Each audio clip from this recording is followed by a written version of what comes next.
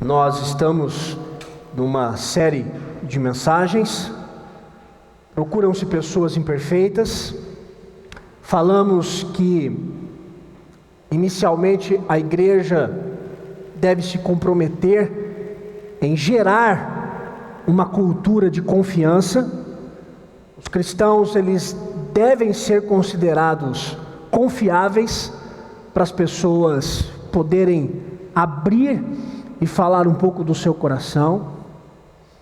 Nós falamos um pouquinho sobre criar uma cultura de graça, onde essa graça ela pode e deve ser promovida ao invés de um discurso preconceituoso. E hoje nós vamos falar sobre mais um tema, sobre dentro dessa proposta de procuram-se pessoas imperfeitas.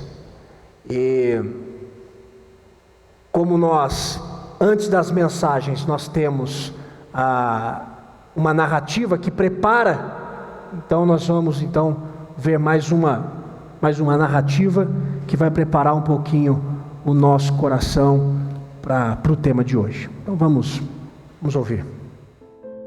Você pode conhecer várias histórias onde pessoas não confiavam em ninguém e a partir de hoje aprenderam a confiar em você. Você pode conhecer várias histórias onde pessoas foram preconceituosas, mas com você descobriram a graça do Senhor.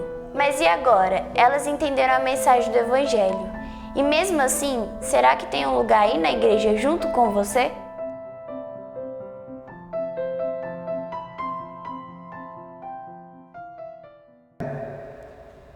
As pessoas entenderam o Evangelho, elas entenderam essa cultura que nós precisamos desenvolver, elas entenderam que a igreja tem uma mensagem de graça, mas e agora? Elas encontram um lugar no nosso meio? Elas encontram um lugar onde elas podem agora congregar? Elas encontram aqui no nosso meio um lugar onde elas possam se sentir à vontade? Eu quero convidar você a abrir a sua Bíblia em Atos, no capítulo 15. Eu vou ler dos versículos 1 até o versículo 35.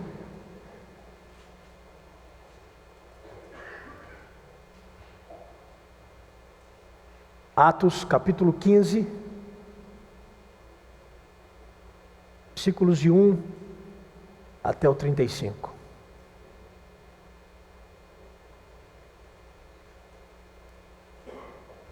Vamos orar mais uma vez? Senhor,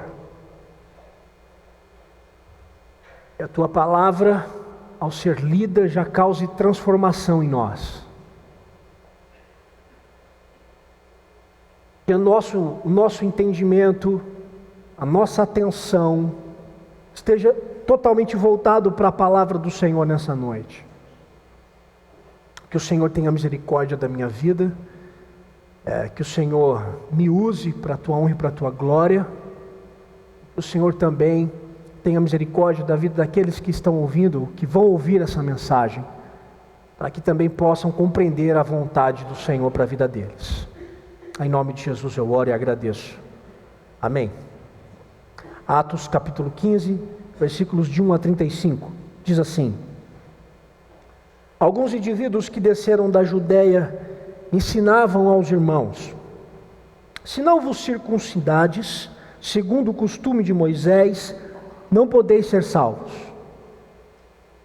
Tendo havido, da parte de Paulo e Barnabé, contenda e não pequena discussão com eles, resolveram que esses dois e alguns outros dentre eles subissem a Jerusalém aos apóstolos e presbíteros com respeito a essa questão. Enviados, pois, e até certo ponto acompanhados pela igreja, atravessaram as províncias da Fenícia e Samaria e, narrando a conversão dos gentios, causaram grande alegria a todos os irmãos. Tendo eles chegado a Jerusalém, foram bem recebidos pela igreja, pelos apóstolos e pelos presbíteros, e relataram tudo o que Deus fizera com eles. Insurgiram-se, entretanto, alguns da seita dos fariseus, que haviam crido, dizendo: é necessário circuncidá-los e determinar-lhes que observem a lei de Moisés. Então se reuniram os apóstolos e os presbíteros para examinar a questão. Havendo grande debate, Pedro tomou a palavra e lhes disse: irmãos, vós sabeis que desde há muito Deus me escolheu dentre vós, para que por meu intermédio ouvissem os gentios a palavra do Evangelho e crescem. Ora, Deus, que conhece os corações, lhes deu testemunho, concedendo o Espírito Santo a eles, como também a nós nos concedera. E não estabeleceu distinção alguma entre nós e eles, purificando-lhes pela fé o coração. Agora, pois, porque tentais a Deus, pondo sobre a cerviz dos discípulos um jugo que nem nossos pais puderam suportar, nem nós. Mas cremos que fomos salvos pela graça do Senhor Jesus, como também aqueles o foram. E toda a multidão silenciou, passando a ouvir a Barnabé e a Paulo, que contavam quantos sinais e prodígios Deus fizera por meio deles entre os gentios.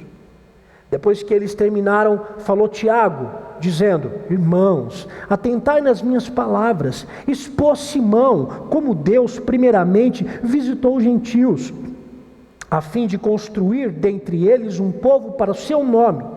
Conferem com isto as palavras dos profetas, como está escrito: cumpridas essas coisas, voltarei e reedificarei o tabernáculo caído de Davi, e levantando-o de suas ruínas, restaurá-lo-ei, para que os demais homens busquem o Senhor, e também todos os gentios sobre os quais tem sido invocado o meu nome. Diz o Senhor, que faz estas coisas conhecidas desde os séculos.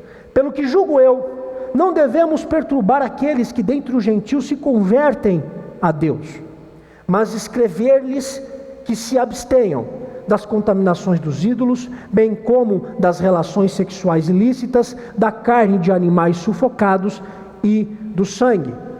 Porque Moisés tem em cada cidade, desde tempos antigos, os que pregam nas sinagogas, onde é lido todos os sábados.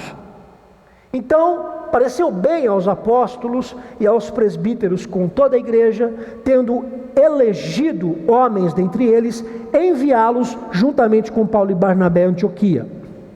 Foram Judas, chamado Barsabás, e Silas, homens notáveis entre os irmãos, escrevendo por mão deles. Os irmãos, tanto os apóstolos como os presbíteros, aos irmãos e de entre os gentios de Antioquia, Síria e Cilícia, saudações. Visto sabermos que alguns que saíram dentre nós, sem nenhuma autorização, vos têm perturbado com palavra, transtornando a vossa alma, pareceu-nos bem, chegados a pleno acordo, eleger alguns homens e enviá-los a vós outros com os nossos amados Barnabé e Paulo, homens que têm exposto a vida pelo nome do nosso Senhor Jesus Cristo. Enviamos, portanto, Judas e Silas, os quais pessoalmente vos dirão também essas coisas, pois pareceu bem ao Espírito Santo e a nós não vos impor maior encargo além destas coisas essenciais: que vos abstenhais das coisas sacrificadas a ídolos, bem como do sangue, da carne de animais sufocados e das relações sexuais ilícitas. Dessas coisas fareis bem se vos guardardes. Saúde. Os que foram enviados desceram logo para Antioquia e, tendo reunido a comunidade, entregaram a epístola. Quando a leram, sobremaneira se alegraram pelo conforto recebido.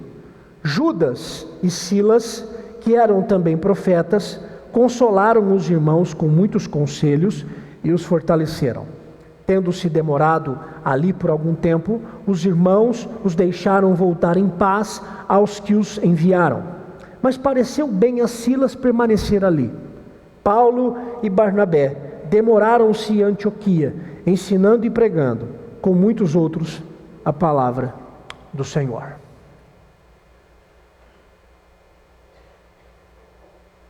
Em 2014, dezembro de 2014, o IBGE fez uma pesquisa dizendo que 70 milhões de brasileiros estavam morando sozinhos. E de acordo com o IBGE, em 10 anos, ou seja, de 2004 até dezembro de 2014 do ano passado, esse acréscimo foi de 13,8 milhões de pessoas que agora se inserem nesse grupo de pessoas que moram sozinhas. E eles fizeram um perfil desse grupo. O número de idosos na sociedade brasileira aumentou muito e estão morando sozinhos. A faixa etária entre 25 a 34 anos subiu em 10 anos, de 21,2% em 2004 para 24,3% em 2014. Essa faixa de 25 a 34 anos também, muita gente está morando sozinho nessa idade. Um outro fator que o IBGE percebeu foi a queda brusca do número de crianças nos lares dos brasileiros. E as famílias, ao invés de agora terem filhos, elas estão então agora assumindo o papel de cuidar de um animal de estimação. E mais um outro fator, um quarto fator que o IBGE diagnosticou, foi sobre a natalidade, que mostra que a taxa de fecundidade dos casais brasileiros caiu. E junto com essa taxa, aumentou a proporção das famílias que estão postergando o momento da gestação ou que estão postergando terem filhos na família. Qual foi a conclusão do IBGE dessa pesquisa?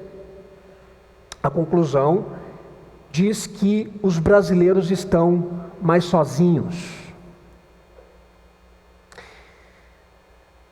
Eu preciso dizer que nós estamos diante de uma geração de solitários.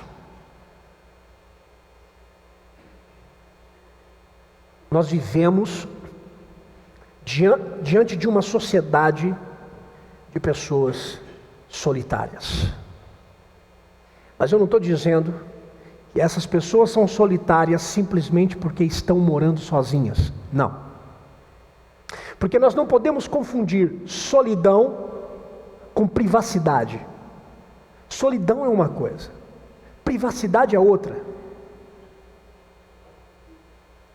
Eu falo de uma geração que é solitária, porque conscientemente essa é uma geração que se posiciona solitariamente nas suas relações.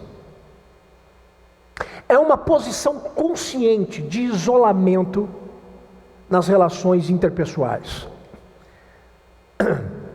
Veja, a nossa geração ela é uma geração solitária, apesar de ser versátil, apesar de ser uma geração extremamente inteligente, apesar de ser uma geração extremamente gabaritada, intelectualizada, uma geração independente, mas ainda assim é uma geração extremamente solitária. E por que eu estou dizendo isso? Basta você ir no restaurante. Se você for no restaurante, você vai ver por que a nossa geração é uma geração solitária. Se você for numa cafeteria, você vai ver por que a nossa geração é uma geração solitária. Essa semana, eu saí aqui da minha sala e falei, eu vou tomar um café ali na padaria. E eu corri ali na padaria. E quando eu cheguei ali na padaria, tinham várias pessoas sentadas na mesa, inclusive pessoas sentadas juntas, e cada um com o seu celular, e rindo. Eu falei, gente, elas não riem umas para as outras, elas riem para o celular. Na hora de casar, casa com o celular. Na hora de constituir família com o celular. Constitui família com o celular. Os restaurantes e a nossa sociedade, ela tem gerado e tem mostrado para nós que a nossa sociedade é uma sociedade extremamente solitária. Crescer em uma cultura tão isolada, desenvolver a vida numa cultura extremamente isolada e solitária, gera sempre uma desconfiança com respeito aos relacionamentos que nós vamos desenvolver.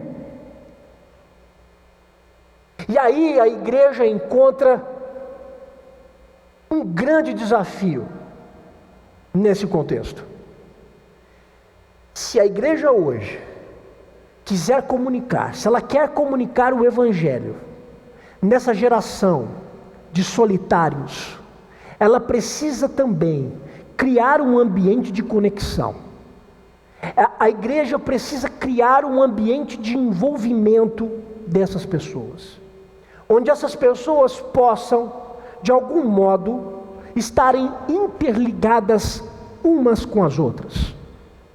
Mas aí, se a gente enquanto igreja propõe um envolvimento desse, uma proposta dessa, o que eu acredito que é o caminho, a igreja pode também acabar encontrando um sério problema. Sabe qual é? Quando essas pessoas solitárias, elas pensam em visitar uma igreja, quando elas pensam em ir para uma igreja, primeiro visitar uma igreja, eu achei muito bacana o jeito que o presbítero Léo conduziu aqui na hora dos visitantes. Ele não pediu para os visitantes levantar, você percebeu? Eu não pedi nada para ele. Eu achei interessante. Porque uma pessoa que chega no contexto da igreja e que vive essa geração solitária, a última coisa que ela quer fazer é se mostrar para a igreja. É a última coisa que ela quer fazer. Ela não quer ficar em pé sozinha. Estão me vendo. Não, ela quer ficar sentada no anonimato aí onde você está. E pode ficar no anonimato, porque ainda assim você está me ouvindo.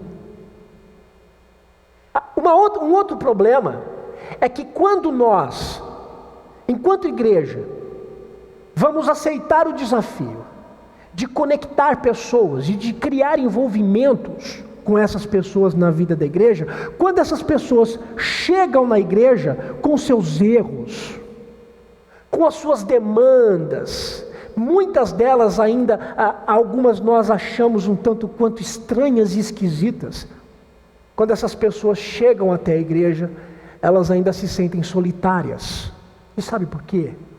Porque elas têm medo. Essas pessoas, elas têm medo de mostrar para alguma pessoa a sua história. Essas pessoas têm medo de chegarem na igreja e de mostrarem as suas crises, de mostrarem as suas angústias, de evidenciarem as decisões erradas que tomaram na vida, os feitos que fizeram e que machucou muita gente, inclusive a si mesma. Então ela chega na igreja e ela pensa duas vezes em ficar até o final. Porque na hora que o pastor levanta os braços para impetrar a bênção, ela nem um café toma. Ela vai embora. Estão em igrejas, estão nos bancos das igrejas, mas estão isoladas, estão solitárias, estão com medo de evidenciarem os seus dramas e encontrar, ao invés de acolhida, repulsa. Estão com medo de chegarem na igreja e abrirem os seus dramas e, ao invés de serem acolhidas, encontrarem um discurso raso e preconceituoso. É bem verdade que muitas dessas pessoas que vivem nessa geração solitária e que procuram uma igreja, muitos se arriscam. Elas tentam, de alguma forma, ficar um pouquinho mais de tempo na igreja, ficam nos corredores, pegam um cafezinho na expectativa de que alguém aborde e diga: boa noite, que bacana te ver aqui. Aí eu vou confessar uma coisa para vocês, é tão chato ter que falar isso de novo. Acho que a gente tem que discutir outras coisas, mas eu me sinto que na obrigação de ter que bater de novo numa tecla que há muito tempo tem sido batida. Sabe esse negócio da gente considerar o outro digno da nossa atenção, considerar o outro digno do nosso tempo? Eu já contei aqui, eu e a Diana e as meninas, as duas primeiras, a Paola ainda não estava na jogada,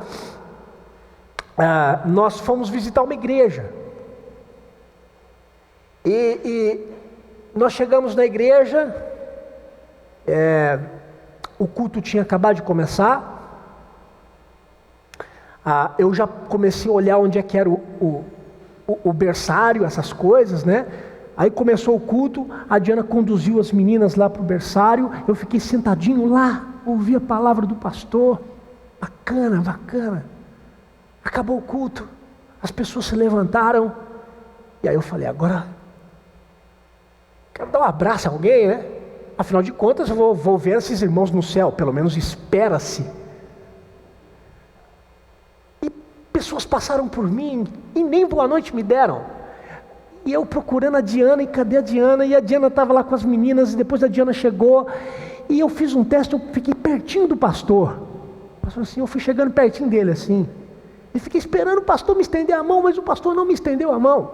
Mas se eu dissesse para ele assim, boa noite, reverendo, sou o pastor Vila, da igreja presbiteriana lá do Guará, em Brasília, ô meu irmão, vamos tomar um café? É chato ter que lidar com isso. É chato ter que estar aqui na frente e ter que dizer, gente, os visitantes de fato não precisam ficar em pé. Basta lá no café, o cafezinho santo e abençoado da Mazé, até rimou, você observar, você se envolver e permitir que essas pessoas que vivem nessa geração solitária, que estão se arriscando a ficarem um pouco mais, elas estão gritando por uma atenção, gritando por uma conexão, gritando por algum tipo de envolvimento. Mas é triste, porque muitos desses que se arriscam não conseguem obter o retorno que desejam, não há aproximação, e a moral da história é que tudo continua do jeito que se está. Nós precisamos lembrar que o céu não é a antítese do inferno. Céu é a antítese da solidão. Porque no céu não se tem uma pessoa glorificando. O que nós temos no céu é um povo reunido que adora o Senhor. E se nós cremos que o céu é a antítese da solidão, por que é tão difícil nós, enquanto igreja, sermos facilitadores para que essas pessoas venham a se integrar na vida da igreja? Por que é tão difícil a gente se integrar com nós nos integrarmos com essas pessoas e nos tornarmos facilitadores para que elas venham a desfrutar da vida comum da igreja na qual nós vivemos? Por que é tão difícil?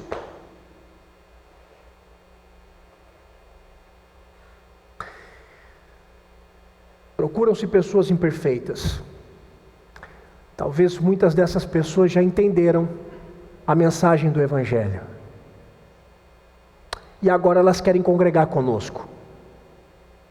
E agora? Tem espaço para elas aí? Eu não estou perguntando se tem espaço no banco. Eu estou perguntando se tem espaço na sua vida, na sua agenda. É você abrir mão de você em prol de alguém. É você abrir mão da sua comodidade para discipular alguém.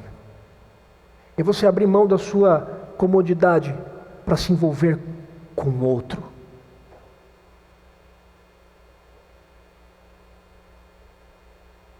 Tem espaço para essas pessoas aqui?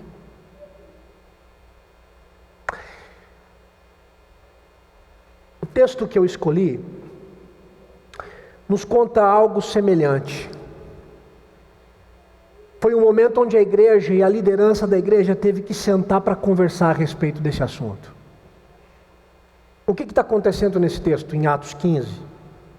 O texto começa com uma informação muito importante. Versículo 1 diz: alguns indivíduos que desceram da Judéia ensinavam aos irmãos. Alguns irmãos saíram da Judéia e foram para a igreja em Antioquia. Pergunto, quem são esses alguns homens? Esses alguns homens possivelmente eram fariseus que se converteram ao cristianismo, mas que ainda estavam emaranhados nos conceitos farisaicos da época. Então possivelmente eram esses fariseus. Outra pergunta, o que eles foram fazer na igreja em Antioquia? Versículo 1 continua, diz: eles foram ensinar os irmãos. Olha, foram ensinar. Terceira pergunta, eles foram ensinar o quê? O que levou esses homens a saírem da Judéia e irem até Antioquia? Foram ensinar o quê? Versículo 1 ainda diz o seguinte: se não vos circuncidades segundo o costume de Moisés, não podereis ser salvos. Se vocês não se circuncidarem, vocês não vão ser salvos. O que levou esses homens irem até a igreja em Antioquia? O crescimento da igreja em Antioquia. A igreja de Antioquia estava crescendo. Com quem? Gentios.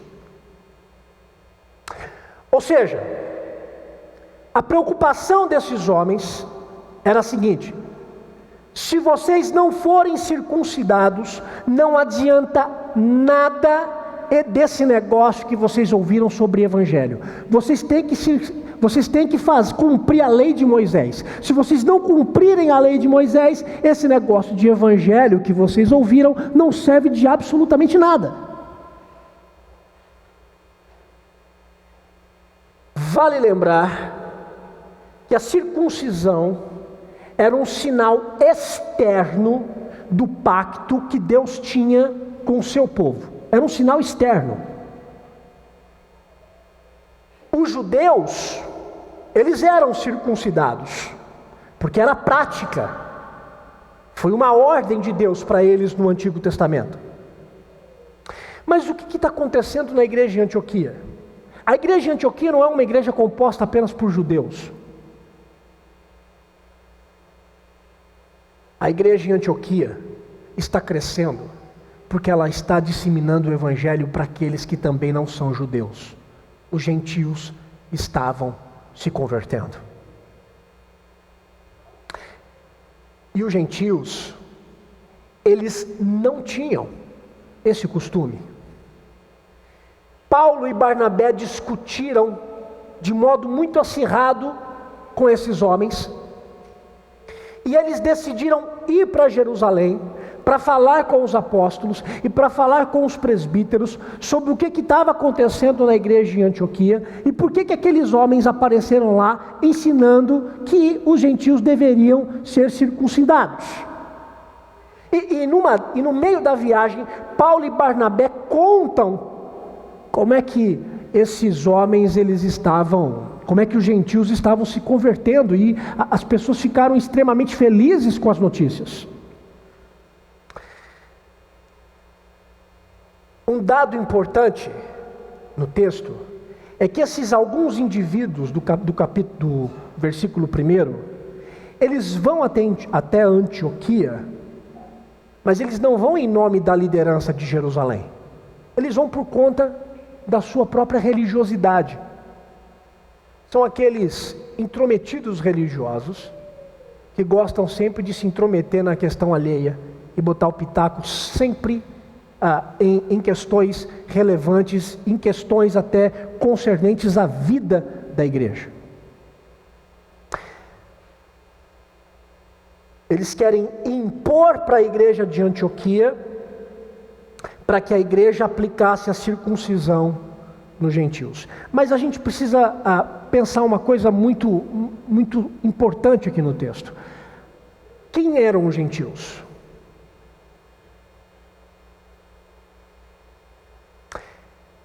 Quem são esses gentios? Quem eram essas pessoas que estavam chegando na igreja e que de alguma forma estava dando uma nova cara, estava dando uma nova forma para a igreja em Antioquia? O vocábulo gentil, lá no Antigo Testamento, no hebraico, significa nação. O vocábulo gentil, no hebraico, significa estrangeiro. Ou seja, funcionaria mais ou menos assim, como se um brasileiro recepcionasse um argentino. E aí a gente pegasse uma bola, o presbítero Ledilson ia pegar uma bola lá, e a gente ia jogar uma bolinha lá na quadra. 5 argentinos contra 5 brasileiros. Ia ser uma bênção. Ia ser uma bênção, né? Os gentios, eles eram estrangeiros. Eles não tinham os costumes dos judeus. E os gentios viviam uma vida em contraste com a vida dos judeus. Enquanto os judeus viviam um estilo de vida, os gentios viviam uma outra. Qual era o contraste? Contraste ético, moral e religioso. Principalmente nesse tripé. Os gentios, eles mantinham uma relação entre a ética, entre a moral e entre a religião. Eles mantinham uma relação de idolatria e de imoralidade sexual. Eles pegavam tudo isso e colocavam nesse contexto de ética, nesse contexto de moral e nesse contexto religioso. Dá um pouquinho, por favor. Quando a gente vai para esse mesmo vocábulo gentil no Novo Testamento, quando nós vamos para o Novo Testamento, a palavra gentil no Novo Testamento é uma palavra que a gente já conhece mais, etnos, que vem de etnia. Então a palavra gentil no Novo Testamento, ela pode denotar algo mais genérico, inclusive pode se referir à etnia judaica, pode se referir ao judeu também. Então o leque abre um pouco mais. Na história, Deus tem um pacto. E Deus tem um pacto com quem? Deus tem um pacto com o povo de Israel. E Deus faria da nação de Israel uma nação diferente das nações gentílicas. Portanto, se você quisesse ofender um judeu na época, era você chegar para esse judeu e chamá-lo de gentil. Você é um gentil. Ele ia ficar extremamente irritado com você. O negócio é que os judeus achavam que Deus era só Deus de Israel. Um pouco parecido com a gente. Às vezes a gente acha que Deus é Deus só nosso. É só o Deus nosso. Deus não é e não pode ser Deus dessas pessoas que nós consideramos como imperfeitas. Não, Deus não pode ser Deus dele. Não, Deus não pode ser Deus daquele homem que vive nesse mundo das drogas, da idolatria, do álcool. Não, Deus não pode ser. Não, Deus tem que ser aqui. Deus tem que estar aqui. E se Deus sair daqui, nós vamos ter que ter uma conversa muito séria com Ele, porque afinal de contas, nós estamos cultuando Ele. E aí a gente entra numa crise, porque Deus diz assim, bem, se você não se considerar doente, eu não tenho como estar aqui, porque eu vim para os doentes. Se você não for o primeiro a bater no peito e dizer, eu sou o primeiro imperfeito nessa história, então Deus, de fato, não vai ser adorado por você, porque você ainda não entendeu que você necessita dele. A graça de Deus não objetivava apenas a nação israelita. A graça de Deus visava também os gentios. E como é que Deus ia fazer isso? Usando a nação de Israel. Tanto que no templo antigo, você pode ver que no templo antigo havia um espaço só para os gentios. Era do lado de fora. Mas era dos gentios. Os gentios não podiam, eles não tinham espaço entre nós. Não tem espaço para nós aqui, para eles aqui. Tem que ser só para nós, o povo. Os que conhecem os cânticos, os que compreendem a condução litúrgica, os que dão dízimos e ofertas, os que são membros da igreja. Agora, para aqueles que são moralmente desajustados, não tem lugar para eles aqui. Então vamos botar eles lá fora. Vamos pedir aqui para o pessoal da mídia botar caixinha de som, e a gente pega essa televisão, bota lá na quadra, eles ficam reunidos lá na quadra, lá fora. Vai que algum deles se converte, né? Mas aqui dentro é só a nata cristã, só quem tem pedigree, quem bate no peito e diz: Senhor, eu te conheço, eu sou teu, tu és meu.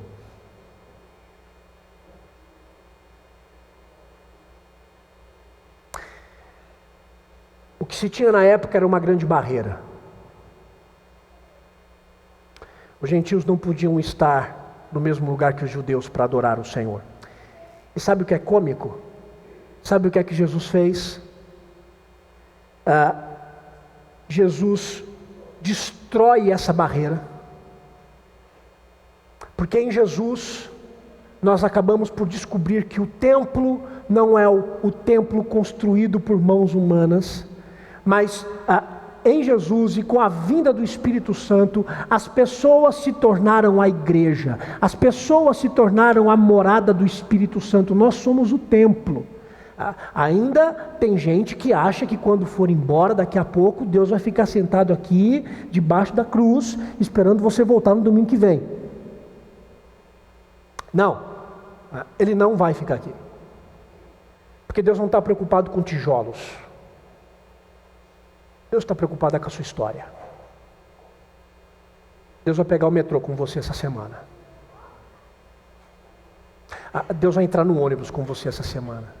Deus vai navegar na internet com você essa semana. Deus vai ver as opções que você está tomando na vida. Só Deus vai ver aquilo que você está fazendo quando ninguém está vendo o que você está fazendo. Sabe por quê? Porque Ele se importa com a sua história. E de alguma forma, Ele está chamando a atenção do seu coração para Ele. E dizendo para você: olha, o seu lugar não é na quadra, o seu lugar é aqui dentro. Jesus rompe as barreiras e faz um povo com judeus e com gentios. A pergunta que fica para nós, e que a gente também pode fazer aqui para os fariseus nesse texto, é a seguinte: se Jesus rompeu a barreira entre nós e aqueles que nós consideramos imperfeitos, se Jesus arrebentou com essa barreira, nós é que vamos reconstruir os muros que separam as nossas vidas desses imperfeitos? Em nome da nossa religiosidade, nós vamos construir muros novamente que venham a nos separar de Deus, ou que venham a nos separar das pessoas? Me preocupa muito a postura de pessoas nos dias de hoje, exatamente posturas como as dos fariseus aqui do texto. Em nome de uma preocupação com a igreja, em nome de uma preocupação com a igreja que está crescendo, pessoas e líderes de algumas igrejas buscam de alguma forma inserir na vida desses imperfeitos o jugo de uma religiosidade que não tem absolutamente nada a ver com o Evangelho. E você vai encontrar pessoas que ainda continuam a confiar em meras externalidades religiosas, como se os adornos religiosos é que fizesse o sentido, como se os adornos religiosos é que conduzisse você até o céu, como se os adornos religiosos fossem os agentes transformadores da sua vida. Não são. Não são. Quando eu fiz a pergunta, será que essas pessoas encontram lugar no nosso meio? Eu fico me perguntando assim também, qual é o nosso medo? O que incomoda a gente? O que nos incomoda? Porque a cara da igreja vai mudar? Nos incomoda, ou talvez até isso tenha incomodado os fariseus do texto, o medo dos gentios inserirem algum tipo de erro, algum tipo de falsa doutrina na igreja. Às vezes a gente tem esse medo, né? Não, eu não posso receber pessoas aqui no nosso meio com uma vida moral totalmente avessa ao que Deus quer, porque vai que essa pessoa chega aqui no nosso meio e começa a influenciar os jovens, começam a influenciar outras pessoas da igreja. Qual é o nosso medo? Você quer falar de erro? O medo de influenciar um erro? Bom, vamos falar de erro então com base no texto. Se existe algum erro aqui no capítulo 15, de algumas pessoas, o erro não partiu dos gentios, mas partiu dos fariseus.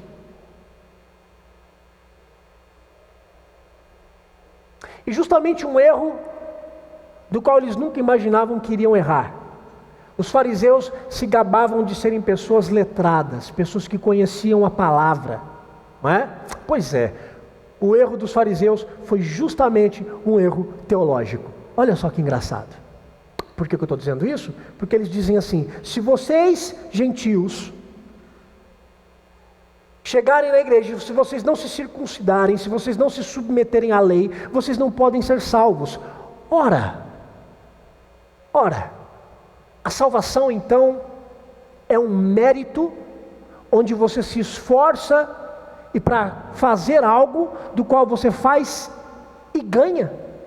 Você só tem a salvação no caso se você cumprir com uma ordem religiosa. Você só tem a salvação se você se vestir dentro de um padrão religioso.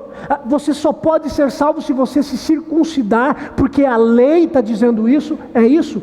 Não, porque a salvação não era meramente um aspecto externo. A salvação era pela graça.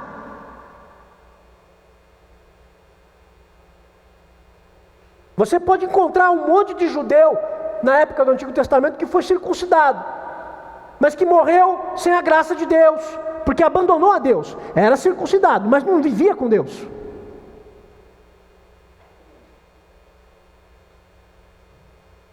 A salvação não estava ligada à circuncisão, a salvação está ligada à graça. E aí, caso os gentios do texto tivessem que se circuncidar, eles estavam dizendo duas grandes heresias. A primeira, Moisés completa o que Jesus fez. O que Jesus fez não é suficiente, a gente precisa ainda de Moisés para cumprir aquilo que Jesus queria fazer na vida da humanidade e não deu conta de fazer. Então, não adianta o evangelho, a gente tem que se circuncidar. Recebeu a Cristo? Vamos circuncidar. Segunda, a lei complementa o evangelho. Quer dizer, o evangelho do Senhor Jesus não vale se a lei não for cumprida. Sabe qual é o grande problema aqui no texto? O grande problema aqui não era apenas exigir a circuncisão dos gentios para a salvação. O grande problema é que esses homens, eles estavam exigindo a circuncisão para que os gentios pudessem ser inseridos na vida da igreja. Se eles não fossem circuncidados, eles não teriam espaço na vida da igreja. E aí, isso pode ser um sinal muito importante para a igreja no mundo atual. Uma igreja que não se torna facilitadora na comunhão entre aquelas pessoas que chegaram na igreja com seus desajustes. E aí, a gente quer sempre impor para essas pessoas a religião e não coloca o evangelho como a opção a ser seguida.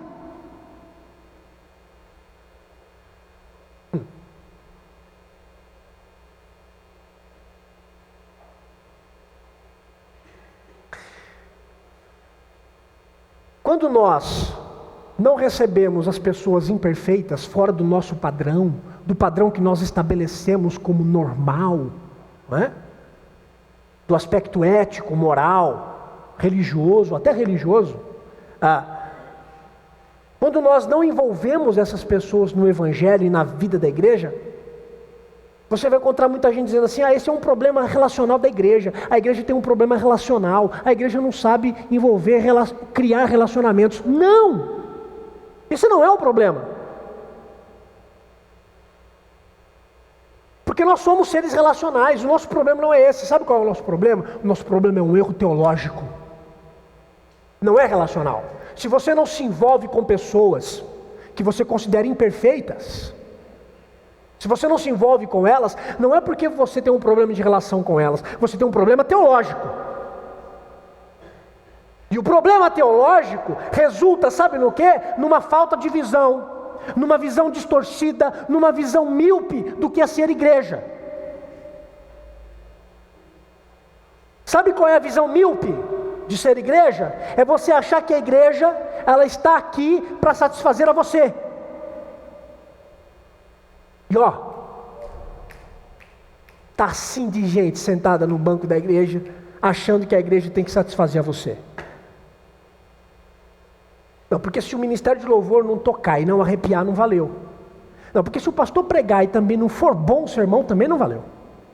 Não, porque se o ar-condicionado não estiver ligado nesse calor, também não resolveu. Também não é bom. O culto não foi bom. Então a gente tem que sempre servir as pessoas. Sempre servir. Sempre, a igreja tem que sempre, é como se a igreja estivesse numa prateleira de mercado. O problema não é relacional, o problema é erro doutrinário. Sabe qual é a visão da igreja? Sabe qual deve ser a visão da igreja? A visão da igreja é adorar a Deus, deve ser para adorar a Deus e evidenciar Cristo na vida das pessoas. Quando nós não aceitamos, ou quando nós não promovemos a conexão de pessoas imperfeitas, não é um problema relacional, é um erro teológico. É aquela velha tentação de você querer achar que a igreja tem que ter a nossa cara, de que a igreja tem que ter a cara do pastor, de que a igreja tem que ter a cara da denominação, de que a igreja tem que ter a sua cara, porque se a igreja não tiver a nossa cara, ela não serve. Deixa eu dizer uma coisa, esse é o grande erro teológico. A igreja não é nossa, e a igreja não tem que ter a nossa cara, porque a igreja é de Cristo, e a igreja tem que ter a cara de Cristo. Não é a minha. E nem a sua.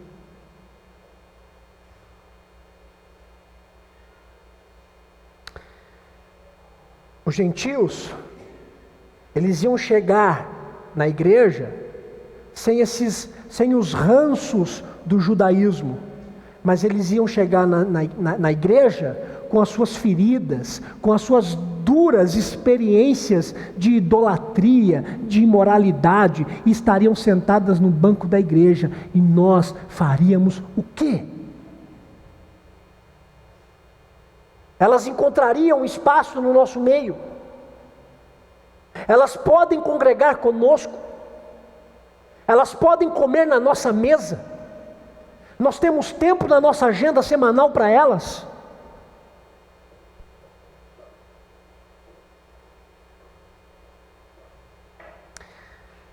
O texto continua nos informando que a liderança se reúne em Jerusalém. E basicamente, nesse encontro, você encontra 3 discursos. O primeiro é do apóstolo Pedro, grande Pedrão. Dos versículos 7 a 11, o apóstolo Pedro se manifesta. E eu fico imaginando quando Pedro se levantou. Quando Pedro se levantou, o Pedrão, do qual sou fã, não nego. Quando Pedro se levantou, eu imagino que os fariseus fizeram assim, ó. É agora. O Pedrão, ele é dos nossos. O Pedrão, ele vai falar para esse povo se circuncidar. Ele é fechado. O Pedrão é aquele presbítero fechado, entendeu? Entrou na igreja, não pode nem respirar direito. Não respira. Quando Pedro começa a falar, o discurso de Pedro é um discurso carregado de graça. Cito aqui 2 coisas que ele disse no seu discurso. Primeiro, Pedro diz que Deus concedeu aos gentios o Espírito Santo.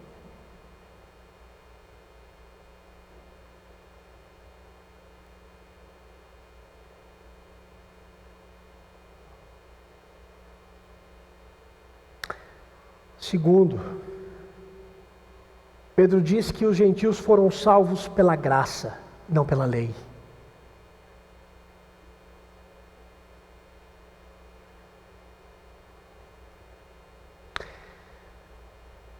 O Pedro mudou. A experiência de Pedro na casa de Cornélio, no capítulo 10, transformou a Pedro. A experiência com Cornélio fez Pedro entender que a igreja não é formada no padrão que nós estabelecemos. A igreja não é formada por padrão e nem por pessoas que nós estabelecemos. Ela tem uma agenda divina. O segundo discurso foi o discurso de Paulo e Barnabé, os missionários, os que estavam no campo, os que estavam andando com os gentios, os que estavam comendo com eles, os que estavam fazendo inveja, causando inveja no coração desses fariseus fechados, porque Paulo e Barnabé estavam andando com esse povo. E aí no versículo 12, Paulo e Barnabé eles ratificam o discurso do apóstolo Pedro, e mais, eles contam as experiências que eles estavam tendo com as conversões dos gentios.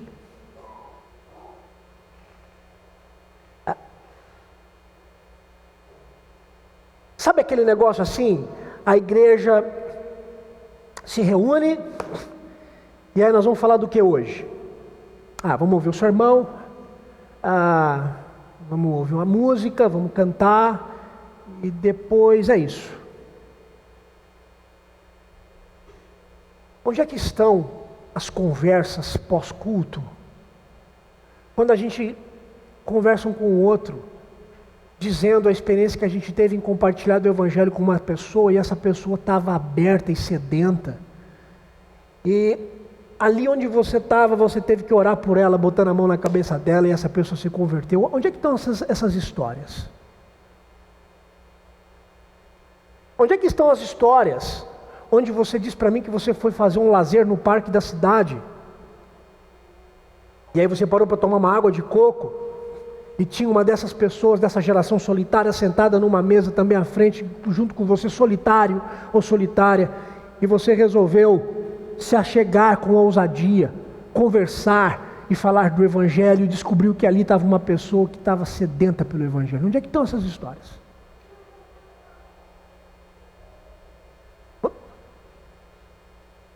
Por favor, onde é que estão essas histórias? Porque se você tem essas histórias para contar, por favor, me conte.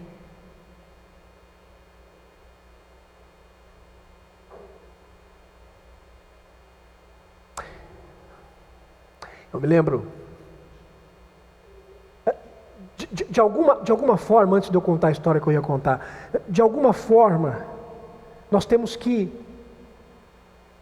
tomar uma certa coragem para se envolver com pessoas que precisam, que estão necessitadas do Evangelho. Eu me lembro quando estava lá na igreja, era uma vigília, e eu estava lá, a gente estava junto com os jovens, a gente estava orando na vigília, quando de repente chega lá o pastor, e o pastor diz assim: olha, fulana de tal pediu oração pelo filho. Isso era 10:30 da noite, 11 horas. Pediu oração pelo filho porque o filho está lá no boteco. Aí eu disse assim para o pastor: não, nós vamos orar. Onde é que é o boteco? Aí o pastor disse: é lá no bairro tal. Ei. Chamei 3. Vamos comigo lá agora? Os caras toparam na bora. Bora? Mas eu não falo. Os caras falaram. Falei: não, você vai junto comigo, se você ficar orando eu falo. Vamos embora. Montamos no carro. Paramos na frente do bar. Falei: vamos orar. Aí nós oramos dentro do carro. Saímos 4. Entramos no boteco, gente. Não sei se você já teve essa experiência de entrar no boteco. Entramos no boteco, estava lá, passando um jogo. Um jogo assim na televisão alto. O pessoal sentado assim. E estava lá o cara. Eu conheço até hoje. Eu entrei no boteco, cumprimentei ele aí, cara. Beleza, tudo bem e tal. Aí o dono do boteco já olhou assim para nós. Eu já cheguei pro dono do boteco e falei assim: você pode desligar a televisão um pouquinho? O cara falou: como é que é? Eu falei: você pode desligar a televisão um pouquinho? Tá bom, sim senhor. Desligou a televisão, aí todo mundo ficou parado olhando para mim. Aí eu disse assim no boteco: gente, nós estamos aqui em nome de Jesus de Nazaré. Vocês conhecem ele, né? Pois é, ele está vivo. E eu vim aqui nessa noite dizer para todos vocês aqui que ele está aqui no boteco nessa noite. Os caras, esse aí está mais bêbado do que a gente. Porque ele está vendo Deus, Jesus aqui dentro. Qual é a pinga porque eu quero tomar? E eu lembro que eu preguei dentro do boteco aquela noite. Chamamos o cara para fora do boteco. Nós oramos com ele. Esse cara caiu de joelhos na calçada. E se alguém olhasse aquilo, ia falar assim: gente, o Vila é pentecostal. E eu estava orando junto com os meus amigos lá, e o cara chorando. Vila, pastor Vila, e agora? Eu falei: agora, meu filho, vamos embora e vamos andar com Cristo. Bora para a igreja, rapaz, bora para a igreja. Levamos ele lá para a vigília. Aí daqui a pouco o pastor falou assim: o que aconteceu? Eu falei: o senhor não pediu para a gente orar por ele? Não adianta nada a gente orar, mas a gente tem que ir lá, a gente tem que fazer alguma coisa.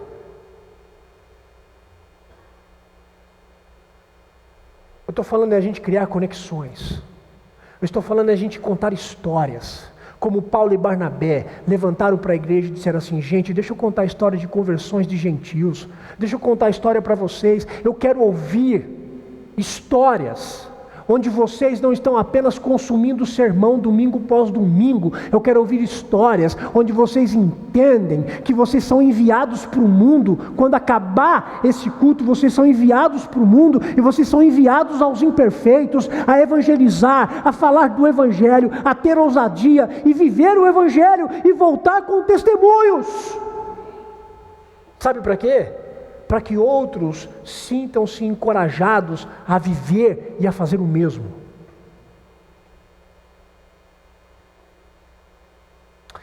E o terceiro discurso é o de Tiago, irmão de Jesus, que se tornou um líder proeminente na igreja nessa época. O discurso de Tiago está dos versículos 13 até o versículo 21. E Tiago, no seu discurso, caminha junto com Pedro, caminha junto com Paulo e Barnabé, e diz assim: gente, para de querer colocar um jugo nesse povo, não tem que circuncidar ninguém não, o povo se converteu, está andando com Cristo, é isso mesmo, glória a Deus, segue o jogo.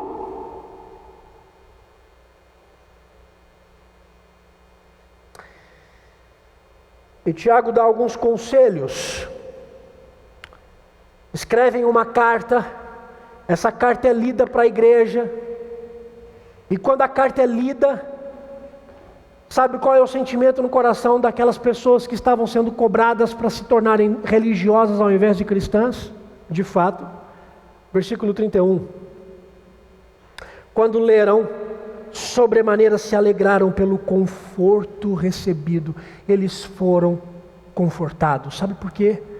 Porque evangelho conforta, religião reprime.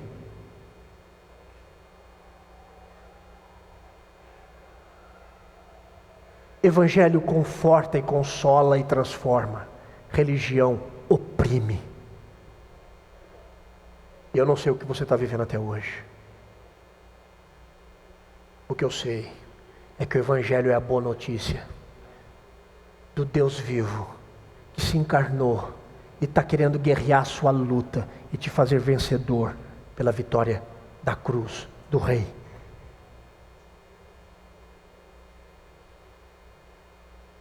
Eu iniciei a minha fala dizendo que nós estamos diante de uma geração de solitários. E eu creio que o modo da cura dessa geração solitária é nós inserirmos essas pessoas no nosso meio. Não apenas no contexto do Evangelho, mas inserir elas nas nossas vidas, inserir elas na nossa agenda, inserir elas na nossa, no nosso carro, no nosso tempo e na nossa igreja.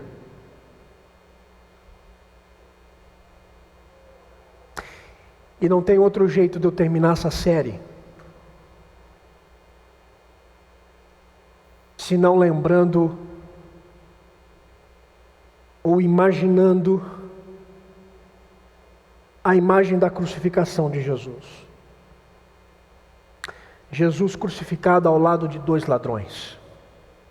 Um com uma postura toda orgulhosa, desejando sair daquela cruz de qualquer jeito. E o outro com uma postura humilde, que fez ele entender e perceber que as escolhas que ele tomou na vida levou ele para aquela cruz. A imagem é a imagem da nossa série. Imperfeitos, crucificados, juntos com o perfeito.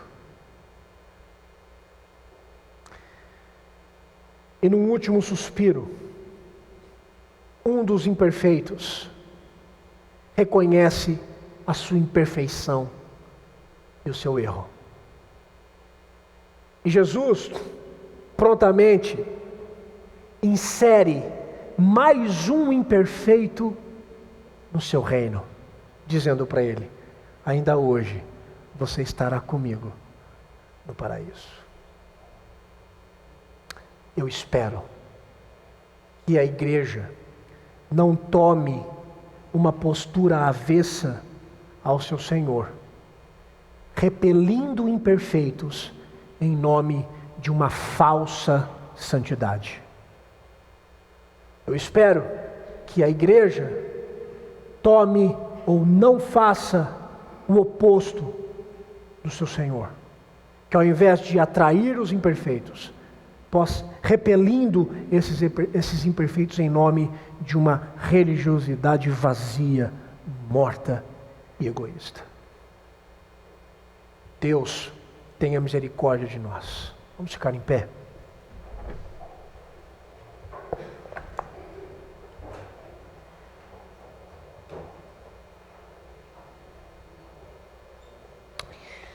Senhor, o Senhor permita que esta igreja venha a gerar união, promover conexão com pessoas que vivem nessa geração tão solitária e isolada, com medo de se abrirem, com medo de serem julgadas.